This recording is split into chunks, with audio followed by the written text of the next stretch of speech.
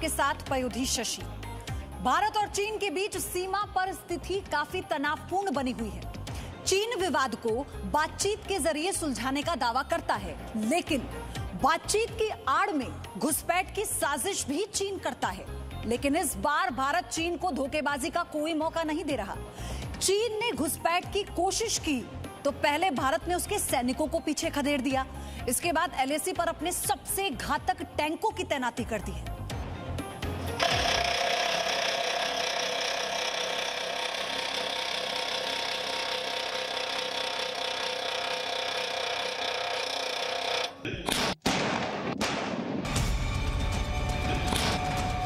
भारत और चीन की सीमा यानी लाइन ऑफ एक्चुअल कंट्रोल पर इस वक्त ऐसी स्थिति बन चुकी है कि एक गोला भारत और चीन के बीच जंग के शोलों को भड़का सकता है।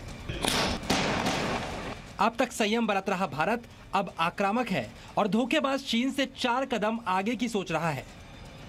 चीन की चाल को समझते हुए पहले भारतीय सेना ने पेंगोंग झील के दक्षिणी किनारे काला टॉप इलाके पर अपनी स्थिति मजबूत बनाई और अब दोस्ती की बात करके धोखा देने वाले चीन की किसी भी हरकत का जवाब देने के लिए अपने टैंकों को एलएसी के करीब चुशुल के पास तैनात कर दिया है। गलवान में चीन के धोखे का गर्दन तोड़ जवाब देने वाला भारत चीन को कोई और मौका देने को तैयार नहीं है। पेंगोंग झील के दक्षिणी किनारे पर रणनीतिक इलाकों में अपनी स्थिति मजबूत करने के बाद भारत ने घातक T-90 टैंकों को इन इलाकों में तैनात कर दिया है। यानी चीन की आक्रामकता उस पर बहुत भारी पड़ेगी। भारत की कार्रवाई से चीन बुरी तरह बौखलाया हुआ है। भले ही चीन दोस्ती और शांति की बात करे, लेकिन चीन की कथनी और करनी में बहुत फर्क होता है। इसलिए भारत इस बार पूरी तरह से तैयार है। चलिए अब आप ये भी समझिए भारत ने क्यों अग्रिम मोर्चों पर T-90 भीष्म जैसे घातक टैंकों की तैनाती की है। भारतीय सेना ने चुशुल और डेमचोक से चीन के हमले की आशंका की वजह से ये तैनाती की है। T-72 टैंक के साथ साथ अत्याधुनिक T-90 भीष्म टैंक भी एलएसी के करीब हैं। इसके अलावा बख्तरबंद गाड़ियों को भी एलएसी के पास भेजा गया है। हमने अपने टैंक हमारे वहां पहुंच गए हैं, हमारा आर्मर तैयार है और मेरे ख्याल से भारतीय थल सेना एक ऐसी सेना है जिसने टैंक्स को बड़ी सफलता से पहाड़ों में इस्तेमाल किया है। थल सेना ने चीन की फौज को जो वहां टिकी हुई थी उसको पीछे कर दिया है। भारत की तैयारियों ने चीन को भी हैरान कर दिया है। यही वजह है दुनिया भर को अपनी ताकत की धौंस दिखाने वाला चीन अब दुनिया से भारत की शिकायत कर रहा है। गलवान के बाद खामोशी ओढ़े रहे चीन की तरफ से 24 घंटे में 5 से ज्यादा बयान आ चुके हैं। I think people of the two countries want to live peacefully together. चीन की ये बौखलाहट दिखाती है कि भारत की भीष्म प्रतिज्ञा चीन पर भारी पड़ रही है, लेकिन ये सिर्फ पराक्रम का ट्रेलर है। भारतीय सेना के शौर्य की पूरी पिक्चर अभी बाकी है। कृष्ण मोहन मिश्रा के साथ मनीष शुक्ला, जी मीडिया। और इसी के साथ रक्षा मंत्री राजनाथ सिंह 3 दिनों की यात्रा पर मॉस्को के लिए रवाना हो रहे हैं। इस वक्त की तस्वीर आपको दिखाते हैं। 9:30 बजे का समय था जब उन्हें दिल्ली से रवाना होना था और शंघाई सहयोग संगठन की बैठक में भाग लेने के लिए रक्षा मंत्री जा रहे हैं और चीन भी वहां पर होगा, यानी चीन के रक्षा मंत्री भी इस बैठक में शामिल होंगे। रूस में हो रही है शंघाई सहयोग संगठन की ये बैठक, जिसके लिए रक्षा मंत्री राजनाथ सिंह रवाना हो रहे हैं। गलवान झड़प के बाद दूसरा ऐसा मौका है जब मॉस्को में होंगे रक्षा मंत्री राजनाथ सिंह। इससे पहले विक्ट्री डे परेड में 75वां साल पूरा होने पर रक्षा मंत्री राजनाथ सिंह रूस गए थे और वहां पर एक कड़ा संदेश चीन को दिया गया था, क्योंकि वहां के रक्षा मंत्री से उस वक्त मुलाकात रक्षा मंत्री राजनाथ सिंह ने नहीं की थी। और अब ये तस्वीरें यानी शंघाई सहयोग संगठन की बैठक में शामिल होने के लिए जा रहे हैं और वहां पर चीन भी मौजूद होगा। ये बात महत्वपूर्ण है। तो चलिए अब आपको बताते हैं क्यों इस बार लद्दाख की लड़ाई में टैंक के निर्णायक भूमिका निभाने की बात कही जा रही है। लद्दाख के डेमचौक और स्पांगुर गैप इलाके में रेतीली जमीन और खुले मैदान हैं। लद्दाख के इन इलाकों में भीष्म टैंक अपनी पूरी रफ्तार से आगे बढ़ सकते हैं। भारत के भीष्म टैंक में दिन और रात में दुश्मन से लड़ने की क्षमता मौजूद है। डेमचौक इलाके में 5 महत्वपूर्ण पास यानी रास्तों की सुरक्षा ये टैंक करेंगे। डेमचौक और स्पांगुर गैप से चीन का महत्वपूर्ण G219 हाईवे करीब 50 किलोमीटर दूर है। अगर लड़ाई हुई तो भारतीय टैंक चीन के हाईवे को आसानी से निशाना बनाएंगे। Второй косогор сейчас преодолевает механик водитель Изи, здорово справляется। चलिए अब आपको उस T-90 भीष्म टैंक की ताकत के बारे में भी बताते हैं, ध्यान से समझिएगा, जिसके पराक्रम ने चीन की चिंता को बढ़ा दिया है। 48 टन वजन का ये टैंक दुनिया के हल्के वजन वाले टैंकों में एक है। 3rd जनरेशन का ये टैंक सटीक मारक क्षमता वाली 125 mm की मेन गन से लैस है। T-90 MS tank anti tank guided missile भी छोड़ सकता है। ये मिसाइल 4 से 5 किलोमीटर के रेंज में हेलीकॉप्टरों को भी निशाना बना सकती है।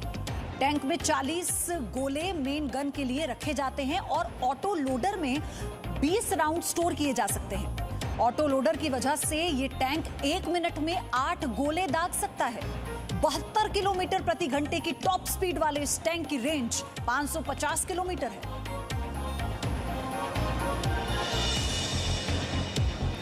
भारत और चीन सीमा पर हालात कितने तनावपूर्ण हैं, आप इसे इस तरह से भी समझ सकते हैं कि भारत और चीन के टैंक एक दूसरे की फायरिंग रेंज में खड़े हुए हैं। भारत और चीन दोनों के पास परमाणु हथियार हैं। ऐसे में दोनों देशों के घातक टैंकों का इतना करीब आना दुनिया को डरा रहा है।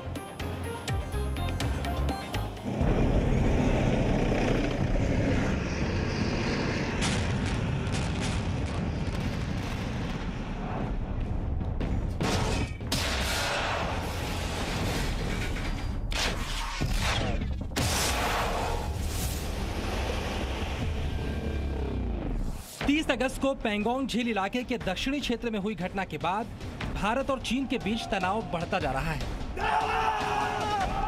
एक तरफ दोनों देशों के बीच सैन्य स्तर की बातचीत चल रही है, दूसरी तरफ चीन और भारत दोनों ने अपने अपने टैंकों को भी आगे बढ़ा दिया है।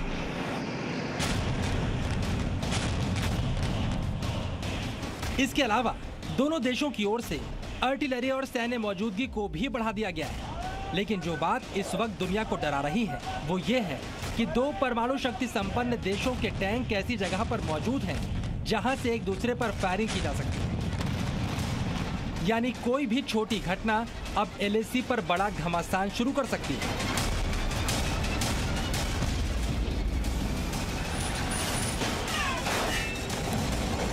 जब हम बॉर्डर पर या LAC पर इस तरह से भारतीय सेना तैनात है और जिस तरह से पूरी की पूरी मोबिलाइज्ड है और जैसे चाइनीज ने अपनी फोर्सेस मोबिलाइज कर रखी हैं, उससे एक चीज स्पष्ट है कि सिचुएशन काफी सीरियस है।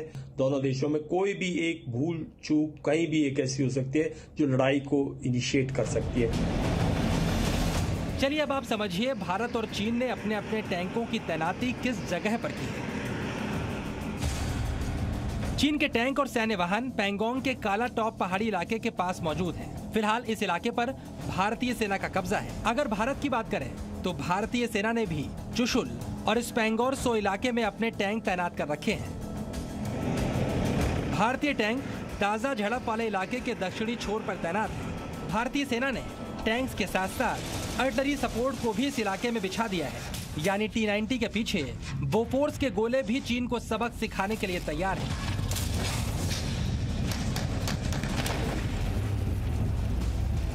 और भारत के लिए इस इलाके में सबसे फायदे की बात यह है कि भारत की स्पेशल फोर्सेस ने चकमा देते हुए काला टॉप को पहले ही अपने कब्जे में ले लिया। इसके बाद भारतीय सैनिक काफी ऊंचाई पर तैनात हो गए हैं कि पूरी की पूरी सेना नॉर्थ में और नॉर्थ ईस्ट में पूरी नॉर्दर्न कमांड और ईस्टर्न कमांड फुली डिप्लॉयड हैं, फुली अलर्ट हैं और पूरी तरह से तैयार हैं। उनका पूरा सिस्टम्स उन्होंने रिहर्सल्स कर रखी हैं, कंटिजेंसीज प्लानिंग कर रखी हैं और किसी तरह भी अगर चाइना कोई भी कार्रवाई करता है तो उसको मुंह तोड़ जवाब दिया जाएगा। भारतीय सेना के पराक्रम के बाद चीन के सरकारी अखबार ग्लोबल टाइम्स की ओर से भारत को 1962 वाला इतिहास दोहराने की धमकी दी गई है। लेकिन चीन को गलवान और पैंगोंग लेक में हुई झड़प के बाद ये समझ लेना चाहिए ये 1962 वाला भारत नहीं। कृष्ण मोहन मिश्रा, जी मीडिया। एक तरफ भारत इस इलाके में चीन के खिलाफ अपनी पकड़ को मजबूत कर रहा है, वहीं दूसरी तरफ यहां घुसपैठ करने की चीन की कोशिशों को भी नाकाम कर रहा है। भारत ने पैंगोंग के दक्षिणी इलाके में मौजूद काला टॉप पोस्ट पर अपना नियंत्रण मजबूत करते हुए चीन के कैमरों और सर्विलांस उपकरणों को उखाड़ फेंका।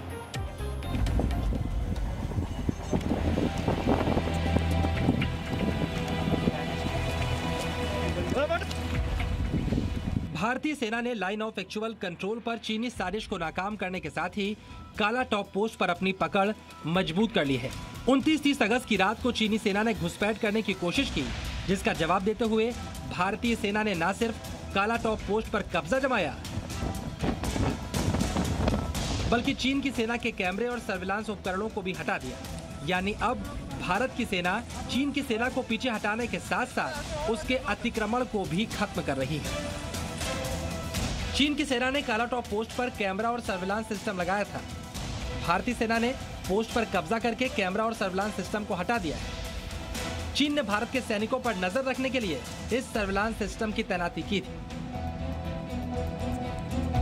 काला टॉप पोस्ट पर कैमरा और सर्विलांस सिस्टम के लगे होने के बावजूद भारतीय सेना ने चीनी सैनिकों को पीछे खदेड़ दिया। ये पोस्ट एलएसी के इस तरफ भारतीय सीमा में आती है, जहां चीन कब्जा करने की कोशिश कर रहा था। इन्होंने ये डोकलम में भी किया है और अब ये मेरे ख्याल से एलएसी पे भी कर रहे हैं। तो एलएसी पे जैसे अब जहां भी ये लोग हमारे सीमा की तरफ, हमारी सीमा पार की और हमारी तरफ आए हैं, उधर अगर आप देखें तो जो फोटोग्राफ्स मीडिया में आ रही हैं वो वहां पे अब परमानेंट स्ट्रक्चर बना रहे हैं, ऐसी तैयारी कर रहे हैं। अब सुनने में आया कि एयरफील्ड भी बनाएंगे। चीन ने भारतीय सैनिकों की आवाजाही पर नजर रखने के लिए कैमरे और सेंसर लगाए हैं। ठाकुंग के पास की ऊंचाई के पास भी चीनी सेना भारतीय सेना की ऊंचाई और आवाजाही पर कड़ी नजर रखती थी। ऊंचाई पर कब्जा करने के चीनी इरादे को भांपते हुए पिछले हफ्ते ही भारतीय सेना की एक विशेष ऑपरेशन यूनिट और सिख लाइट इन्फेंट्री समेत एंटी टैंक गाइडेड मिसाइलों को पहाड़ की ऊंचाई पर तैनात किया गया है। यानी चीन ने कोई भी आक्रामकता दिखाई तो उसका जवाब देने के लिए भारतीय सेना मजबूत लोकेशन पर पहले से तैयार बैठी है। और अब तो भारतीय सेना का साथ देने इस इलाके में पराक्रमी T-90 भीष्म भी पहुंच चुका है। कृष्ण मोहन मिश्रा, जी मीडिया।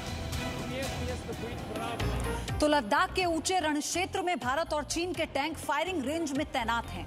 विवाद बढ़ता है तो लद्दाख में टैंक युद्ध शुरू हो सकता है, लेकिन इस इलाके में टैंकों से लड़ाई उतनी भी आसान नहीं है। लद्दाख से ऊंचे इलाकों में टैंकों की लड़ाई पर हमारी ग्राउंड रिपोर्ट आपको देखनी चाहिए।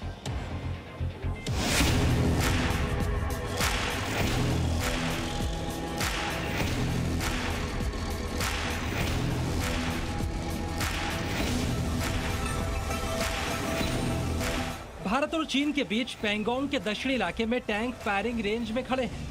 बारूद सुलग रहा है। छोटी सी चिंगारी जंग के शोलों को कभी भी भड़का सकती है।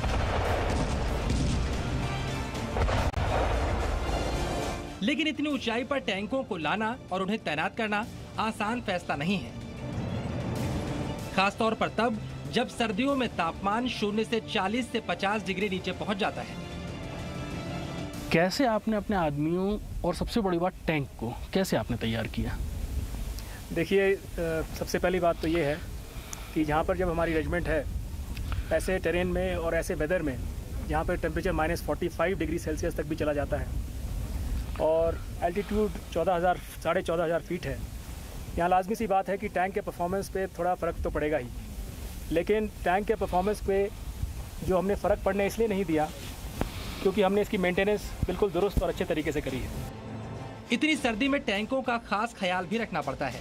विशेष किस्म के लुब्रिकेंट्स और फ्यूल सर्दियों की रात में टैंकों के इंजन में जम जाते हैं, इसलिए रात को 2 बार इन टैंक्स को स्टार्ट किया जाता है। इंसान को तो ढाला जा सकता है, मशीन इस टेम्परेचर और इतनी कम ऑक्सीजन में कैसे काम करती है? देखिए, मशीन को मेंटेन करने के लिए हमें भी मेहनत करनी पड़ती है। मशीन के अंदर जो इसके ऑयल्स एंड ल्यूब्स होते हैं वो अलग अलग ग्रेड के होते हैं। बात केवल मशीन की नहीं है, मशीन के पीछे बैठे सैनिक को भी मौसम का सामना करने के लिए खास तौर पर तैयार रहना पड़ता है।